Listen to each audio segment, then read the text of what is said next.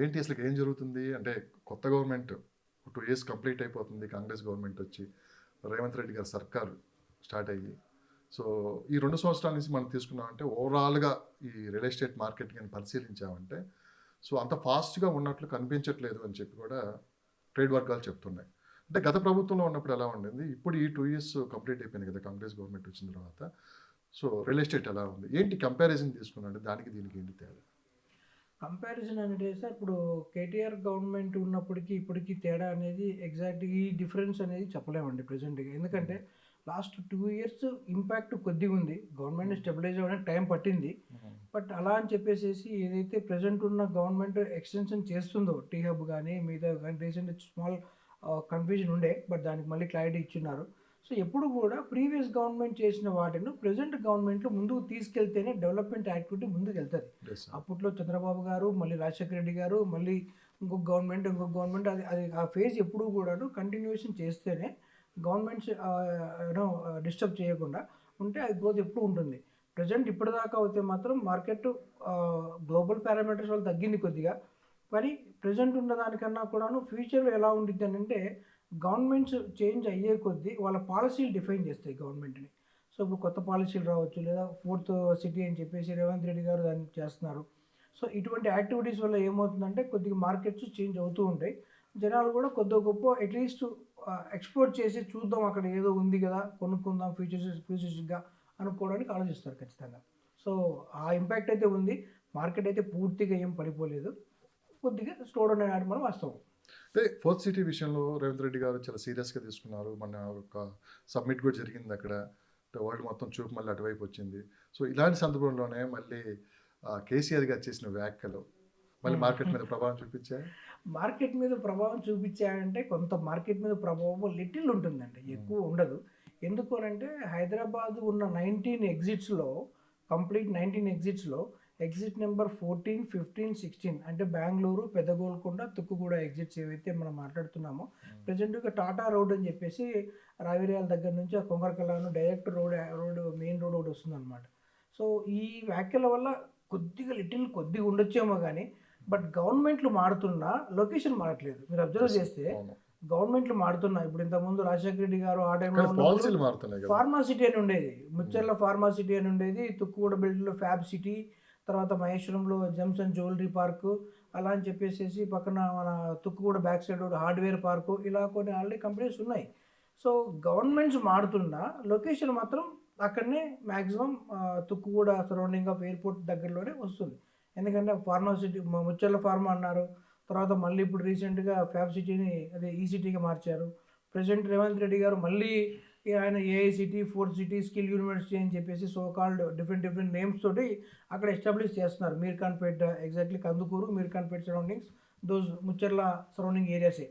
Okay, and that is actually Tukkuguda అనేది Chennai highway.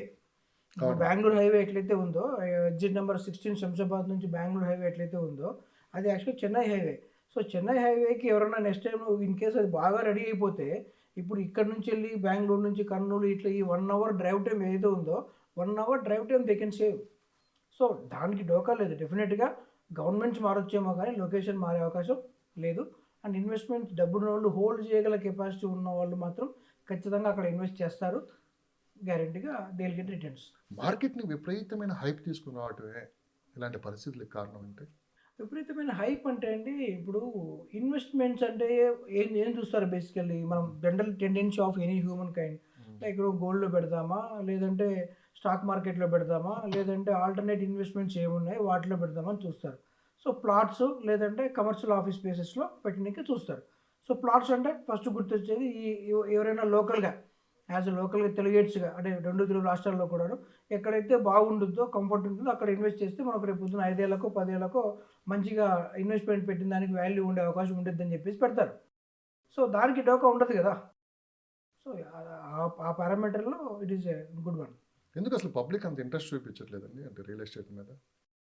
Interest అంటే అండి అంటే నాట్ ఓన్లీ హైదరాబాద్ సార్, మనం పక్క అటు అమరావతి తీసుకున్నా కానీ, హైదరాబాద్ తీసుకోండి, చెన్నై తీసుకోండి, బెంగళూరు తీసుకోండి, పూణే తీసుకోండి, ఒక పెద్ద మార్కెట్ ఇదంతా, మంచి కాంపిటీషన్ ఉండేది ఈ ఏరియాస్కి. అది ఇప్పుడు అసలు కనిపించట్లేదు ఎక్కడ. దీన్ని మీరు ఒప్పుకుంటారా? ఒప్పుకోవాలండి. Everyone should accept that. ఒప్పుకోవాలి అని అంటే కొన్ని భయాలు మొదలైనవి. అంటే రేపు పొద్దున ఎప్పుడూ కూడా ప్రాపర్టీ అనేది బర్డెన్ కావద్దు. అల్టిమేట్లీ మనిషికి కావాల్సింది పీస్ఫుల్ లైఫ్. పీస్ఫుల్ లైఫ్ అంటే ఏంటి? ఉన్న దాని నుంచి ఉన్నతంగా కోరుకుంటాడు. ఆ ఉన్నతంగా కోరుకున్న దానిలో కూడా అవసరమా కాదా అని గేజ్ చేసుకొని తీసుకుంటే బెటర్. అంటే వాళ్ళు ఈఎంఐ బర్డెన్ని ఈఎంఐని యాక్చువల్గా బర్డెన్లో ఫీల్ కావద్దు. ఫీల్ కానప్పుడు నో ఇష్యూ. ఈఎంఐ రేపు పొద్దున ఎక్స్టెస్ట్ అయ్యి తీసుకుందాం ప్రాపర్టీ అనుకొని జాబ్ ఉండిద్దో లేదో తెలియక ఏ ఇంపాక్ట్ ఒకటి మార్కెట్లో అండ్ ట్రంప్ ఎఫెక్ట్ ఒకటి మార్కెట్లో అండ్ వార్స్ నడుస్తున్నాయి ప్రీవియస్గా కూడాను ప్రెసెంట్ కూడాను. సో ఇవన్నీ ఇంపాక్ట్ ఏమవుతుందంటే సమ్ కైండ్ ఆఫ్ అన్సర్టనిటీ అనేది బై డిఫాల్ట్ ప్రతి ఒక్కరికి వస్తుంది. సో అప్పుడు ఏమవుతుందంటే అరే బాబు ఇన్నాళ్ళు ఆగాం కదా, ఇంకొక 1 year ఆగి తీసుకుందాం, అంత అర్జెంటుగా తీసుకొని అంత అర్జెంటుగా అప్గ్రేడ్ అవుదామా, అంత అర్జెంటుగా ఇంకొద్దిగా ఉన్నతంగా కావడానికి ట్రై చేద్దామా అన్నది కాస్త ఆలోచించి తగ్గిస్తారనమాట. సో అప్పుడు ఆ కైండ్ ఆఫ్ స్టేచర్లో ఉన్నప్పుడు పీపుల్ ఖచ్చితంగా ప్రాపర్టీ జోలికి వెళ్ళరు. ఆ భయాలు ఎక్కువ ఉండడం వల్ల మార్కెట్ కొద్దిగా ఇదిగా ఉండిద్ది అనమాట. అంటే ఇంకొకటి ఏంటంటే ఎవ్రీ 4-5 yearsకి మార్కెట్ సైకిల్స్ మారుతూ ఉంటాయి. అంటే ఎర్నింగ్ కెపాసిటీ పెరిగినప్పుడు సేవింగ్ ఎక్కువ అవుతుంది. సేవింగ్ ఎక్కువ ఉన్నప్పుడు 4-5 years తర్వాత ఈ సేవింగ్ని ఇన్వెస్ట్మెంట్కి ముందుగా అక్కడ డిపాజిట్ లాగా చేసేసుకొని అడ్వాన్స్ లాగా ఇచ్చేసి రిమైనింగ్ లోన్కి వెళ్ళిపోదాం అనుకున్నటువంటి కైండ్ ఆఫ్ వెళ్తారు. సో ప్రజెంట్ ఆ భయం ఉంది. జాబ్ ఉండిద్దో జాబ్ ఉండదో తెలియని కైండ్ ఆఫ్ అవ్వచ్చు. ఏఐ వచ్చిన తర్వాత ఒక set of middle layer IT companies అవ్వచ్చు, మిగతా వాళ్ళు కావచ్చు, ఆ మిడిల్లో ఉన్న హై పెయిడ్ సాలరీస్కి ఫస్ట్ ఇంపాక్ట్ పడుతుంది. సో వాళ్ళు already 3-4 lakh 4 lakh 5 lakh per month ప్యాకేజ్లో ఉంటారు. ద ఫస్ట్ ఇంపాక్ట్ వచ్చేది వాళ్ళకే. వాళ్ళేంటి ఆ రేంజ్కి వెళ్ళాక ఇల్లులకు ఈఎంఐ ఉంటుంది, కార్లకు ఈఎంఐ ఉంటుంది, అడిషనల్గా ఏదైనా థింగ్స్ ఉన్నప్పుడు వాటికి ఈఎంఐ ఉంటుంది. అంటే లైఫ్ స్టైల్ మారుతున్నప్పుడు, లగ్జరీ పెరుగుతున్నప్పుడు ఇవన్నీ బై డిఫాల్ట్ ఉంటాయి. అందుకే మొన్న నేను ఒక ఆర్టికల్ చదివా, 40 years అండ్ అబోవ్ వాళ్ళ ఐటీ ఎంప్లాయీస్ని అందరినీ తీసేస్తున్నారని చెప్పి కూడా ఒక ఆర్టికల్ రాశారు. మీరు చూసారో లేదో? సో మాకు అర్థం ఏంటంటే యంగ్ జనరేషన్ కావాలి, యంగ్ బ్లడ్ కావాలి. సో అలాంటి వాళ్ళు మేము తీసుకుంటాం అని చెప్పి కూడా ఐటీ అటువైపు చూస్తుందని చెప్పి కూడా ఒక ఆర్టికల్ రూపంలో వచ్చింది. సో అది నిజమో కాదో తెలియదు కానీ వాస్తవంగా అయితే గ్రౌండ్ లెవెల్లో పరిస్థితులు చూస్తుంటే కొద్దిగా అటు ఇటుగా అలానే ఉంది.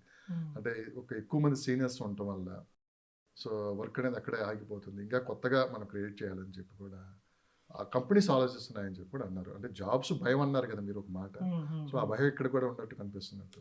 భయం ఉంటుందండి. ఇప్పుడు ఎట్లుంటుందంటే అప్డేటు అప్గ్రేడ్, ఎనీ పర్సన్ లైఫ్లో అప్డేటు అప్గ్రేడ్ ఈ రెండు అవ్వకపోతే ఖచ్చితంగా కొత్తగా వచ్చే జనరేషన్ వాళ్ళకు ఆ మైండ్ సెట్ని కాంపీట్ చేయాలంటే ఖచ్చితంగా every one has to be keep on learning and keep on upgrading. Skills upset చేసుకోకపోతే ఏ ఫీల్డ్లో అయినా, ఈ ఫీల్డ్ అని కాదు ఏ ఫీల్డ్లో అయినా కూడా ఫ్యూచర్లో అంటే ప్రెసెంట్ ఏఐ మాట్లాడుతున్నాం, పర్ప్లెక్సిటీ మాట్లాడుతున్నాం, సో కాల్డ్ చాట్‌జిపిటి మాట్లాడుతున్నాం. సో ఇవన్నీ ఏంటంటే మనిషి యొక్క వర్క్ని ఈజీ చేసేస్తాయి. సో ఫర్ ఎగ్జాంపుల్ నీకు ఏదైనా కావాలంటే ప్రాంప్ట్ ఇచ్చేసాం అనుకోండి, ప్రాంప్ట్ ఇంజనీరింగ్ కోర్సులు వచ్చేసినాయి. ప్రాంప్ట్ ఇంజనీరింగ్లో ఫలాంటి నువ్వు రైట్ ప్రాంప్ట్ ఇచ్చేస్తే you will get a right answer for that. So that's where now everything is moving in to that ఎరా. Like we call this as a AI era, we can say definitely, because work ఎంత simplify అవుతుంది by default AI వల్ల ఆ impact ఉంది. ఇంకోటి ఏంటంటే 40 years దాటిన వాళ్ళకి జాబ్ అనేది అలా ఉండదండి. 40 years వచ్చినా ఎవరైతే మనిషిలో స్కిల్స్ అప్గ్రేడ్ చేసుకుందాం, మనం ఇంకా ఎందుకు చేయలేము చేయాలి అన్న లోపల ఉన్న ఒక కైండ్ ఆఫ్ ఇంటెన్షన్ అవ్వచ్చు, అది ఉన్న వాళ్ళు ఎప్పటికీ బాగానే ఉంటారు. అంటే కొద్దిగా లేజీగా ఉండి సాలరీ చేసుకుందాం అప్గ్రేడ్ అవ్వకపోయిన వాళ్ళకి కొద్దిగా ఇబ్బందులు వచ్చేమో కానీ, ఎందుకంటే ఈ 25-30 years బ్యాచ్ వాళ్ళు 40 years వాళ్ళు 40-45 వాళ్ళు కొద్దిగా బ్యాలెన్స్ చేయాలంటే అది మ్యాక్సిమం దే హ్యావ్ టు ఇదనమాట. సో అవుతుంది బై డిఫాల్ట్. సరే మీరు వాస్తవాలు చెప్పండి, మీరు ఈ 3 yearsలో హ్యాపీగా ఉన్నారా రియల్ ఎస్టేట్లో? మిమ్మల్ని అడుగుతున్నా. యా డెఫినెట్లీ అండి. 3 years హ్యాపీగా ఉన్నారా అంటే రియల్ ఎస్టేట్లో హ్యాపీనెస్ అనేది ఫస్ట్ అరే గవర్నమెంట్ మారిందన్న పర్స్పెక్టివ్ మీరు మాట్లాడుతున్నారా లేదా మార్కెట్ ఓవరాల్ అని అంటున్నారా? మీకు ఏ విధంగా అర్థమైందో నాకు తెలుసు, అది మీరు చెప్పండి. సార్ నాకు అర్థమైనంత వరకు మీరు రియల్ ఎస్టేట్ సబ్జెక్ట్ మాట్లాడితే ఇండియా వైడ్ మార్కెట్ ఎక్కడా లేదు. ఫస్ట్ పాయింట్ మన హైదరాబాద్ ఒకటేని కాదు కానీ ఆల్ ఓవర్ Tier 1 సిటీస్లో ఏమైందంటే ల్యాండ్ వాల్యూస్ పెరిగినంత ఇదిగా ప్రాపర్టీ ఎస్ఎఫ్టీ ప్రైజెస్ పెరగలేదు. The most important point. ఇప్పుడు ఒకప్పుడు కోకాపేట కానీ గచ్చిబౌలి కానీ రాయదుర్గం రీసెంట్ ఆక్షన్స్లో కూడాను 177 crore per acre వెళ్ళిందంటే వాళ్ళు ఎంత SFT price per square feet అమ్మాలి. సో ల్యాండ్ వాల్యూ పెరిగింది కానీ పర్ స్క్వేర్ ఫీట్ ప్రైస్ లేదు కదా. ఎగ్జాక్ట్లీ ఇక్కడ ఒక పాయింట్ సార్, ఒకప్పుడు కోకాపేట 100 కోట్లు అని చెప్పి దేశం మొత్తం హైదరాబాద్ వైపు చూసింది. చూశారు. అవును. సో ఒకసారిగా అది 100 కోట్లు పెరగటం, చుట్టుపక్కల ల్యాండ్స్ అని విపరీతంగా పెంచేయటం, ఆ ప్రభావం ఎంతో కొంత చూపించింది. గ్యారెంటీ ఉంది. సో మళ్ళీ మనం వచ్చేసి ఇక్కడ 170 కోట్లు ల్యాండ్ సంబంధించి రాయదుర్గం దగ్గర. అవును. సో సో దీని ఎప్పుడో సంవత్సరానికి ఒకసారి ఇలా బయటికి తీసుకొని రావటం, ల్యాండ్స్ పెంచేయటం, దీని ఎఫెక్ట్ అనేది సామాన్యుల మీద ఎక్కువ చూపిస్తుంది అని చెప్పి కూడా అవును. వినిపిస్తున్నాం. అవును. అవునండి. ఇప్పుడు హై ఎండ్ ప్రొఫైల్ వాళ్ళకి ఏంటంటే ఓకే, ఆ ల్యాండ్ తగ్గ ఆ ప్రైస్ వాళ్ళకి కొనుక్కోవడానికి అంత ఈజీనే ఉంటుంది. కానీ మిడిల్ క్లాస్ పీపుల్ 80% ఉంటారు. వీళ్ళకి ఏంటంటే ఏదో మనం ఒక పెద్ద భూతద్దంలా చూపించేసి సో కింద వాళ్ళని ఇబ్బంది పడుతున్నట్లు ఉన్నట్టు కూడా కనిపిస్తుంది. అంటే అది గవర్నమెంట్ అండి. First and foremost thing government పాలసీలోనే ఎవ్రీథింగ్ ఉంటుంది. ఎందుకంటున్నానంటే మీరు ఒకసారి 30-40 ఇయర్స్ బ్యాక్ చూస్తే నేను హైదరాబాద్కి 2000 టైంలో వచ్చానండి. అంటే ఆల్మోస్ట్ 26 ఇయర్స్ అవుతుంది. ఆ టైంలో కూకట్పల్లి హౌసింగ్ బోర్డులో 15 ఫేజెస్ ఉండేవి. Phase 1, phase 2, phase 3, phase 4. అప్పుడు అంతా కూడా హారిజాంటల్ లివింగ్ అంటాం. దాన్ని హారిజాంటల్ లివింగ్ అంటాం. అంటే అక్కడ ఉన్న వైజంక్షన్ దాటాక బాలనగర్, జీడిమెట్ల ఆ రోడ్లో కానీ, కూకట్పల్లి ఈ రోడ్లో కానీ, డాక్టర్ రెడ్డిస్ బాచుపల్లి కానీ ఇండస్ట్రీస్ ఏ ఉండేవి అంటే ఫార్మా ఇండస్ట్రీసే ఉండేవి మేజర్లీ. 1990s, 2002 to 6 ఎప్పుడైతే ఈ ఐటీ సైబర్ టవర్స్ ఇవి ఎక్కువ వచ్చున్నాయో, ఓకే, ఈ సెగ్మెంట్ ఎక్కువ వచ్చినప్పుడు ఇక్కడ కూడా స్టార్ట్ అయింది మార్కెట్. ఓకే, అంటే ఆల్వేస్ హారిజాంటల్ లివింగ్ అనేది ఉంది. గవర్నమెంటే ఎల్ఐజీ, ఎంఐజీ, హెచ్ఐజీ అని చెప్పేసి ఒక ఇన్కమ్ గ్రూప్ బేస్ చేసుకొని దాని తగ్గట్టు ఉండింది. ఈడబ్ల్యూ స్కీమ్స్ కూడా ఇచ్చేది, economic weaker sections kind of thing కింద కొంతమందికి పావర్టీ లైన్ తగ్గట్టుగా గవర్నమెంట్ ఇచ్చింది. సో ఎవ్రీథింగ్ డిపెండింగ్ అయ్యింది గవర్నమెంట్ దగ్గర నుంచే.